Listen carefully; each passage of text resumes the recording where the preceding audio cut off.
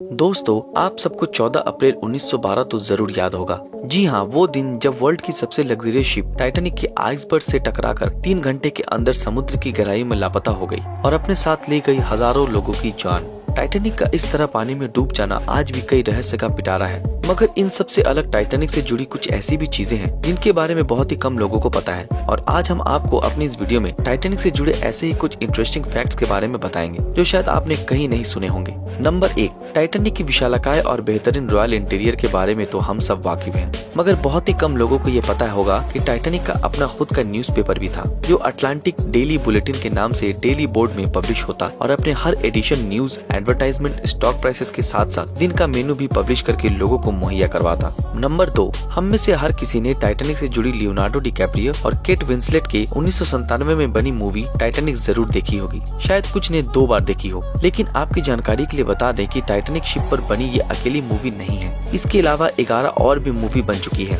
दोस्तों, आप ये जानकर हैरान हो जाएंगे कि मई 1912 में टाइटैनिक से रिलेटेड पहली movie saved from the Titanic न सिर्फ साइलेंट मूवी थी, बल्कि इसमें काम कर रही एक्ट्रेस डोरोथी गिब्सन खुद टाइटैनिक में जिंदा बचने वाली खुशकिस्मत महिलाओं में से एक थी। नंबर 3, हर किसी को ये लगता है कि टाइटैनिक के डूबने के बाद गोताखोरों ने उसे तुरंत ढूंढ निकाला होगा, और अगर आप भी ये सोचते हैं तो आप बिल्कुल गलत हैं। असल में टाइटैनिक का पता समुद्र की अनजान दुनिया में 73 साल के सर्च ऑपरेशन के बाद चला। अमेरिकन ओशियनोग्राफर डॉक्टर रॉबर्ट बैलर्ड ने इसको 1 सितंबर 1985 को समुद्र तल से 2000 फीट नीचे ढूंढा था, जो एरिया अब यूनेस्को प्रोटेक्टेड साइट के देखरेख में सुरक्षित है। नंबर 4, सरकार की तरफ से सबसे पहले महिलाएं और बच्चों को लाइफ बोट के द्वारा बचाने का निर्देश दिया गया था। हालांकि इन सब के बावजूद इंसानों को पूरी तरह बचाने में नाकाम रही ये बोट सबको अचंभित करते हुए 2 कुत्तों को भी रेस्क्यू करती है, जिनमें एक पोमेरेनियन और दूसरा पेकिनेस नस्ल का था। आपको बता दें कि बोट में सफर के वक्त टोटल 9 कुत्ते थे, जिनमें से ये 2 इंसानों से भी ज्यादा लकी निकले। नंबर 5, हम में से बहुत से कम लोग ही जानते होंगे कि टाइटैनिक एक रॉयल मेल शिप थी।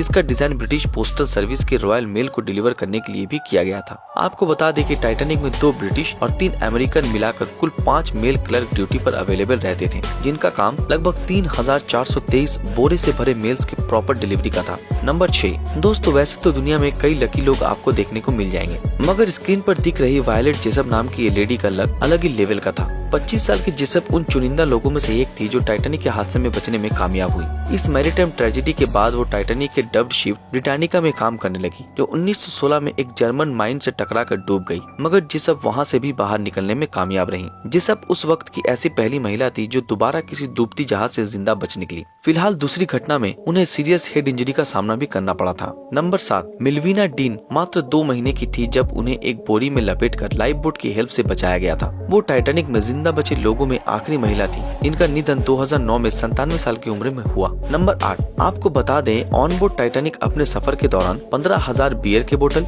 1000 wine bottles, 8000 cigar, 850 whisky bottles के साथ 75,000 फ्रेश मीट और 40,000 एग के अलावा भी काफी कुछ कैरी किया हुआ था, जो किसी मायने में सुपरमार्केट से बिल्कुल भी कम नहीं था। नंबर 9, टाइटैनिक के जलमग्न के वक्त काफी लोग ऐसे थे जिन्हें आप रियल लाइफ हीरो कह सकते हैं, और उन्हीं में से एक था शिप पर मौजूद 8 पीस बैंड ग्रुप। इसके लीडर वॉलेस हार्टली एक जाने माने वायलिनिस्ट थे, जिनको 350 से ज्यादा सॉन्ग्स लर्न थी। दोस्तों, जब टाइटैनिक डूब रही थी तब ये बैंड ग्रुप एक डेस्क पर बैठकर लोगों को शांत रखने के लिए म्यूजिक प्ले कर रहा था, जो लगातार 2 घंटे तक चला। चश्मदीदों के मुताबिक उनके द्वारा प्ले किया गया आखिरी सॉन्ग था nearer my God to the.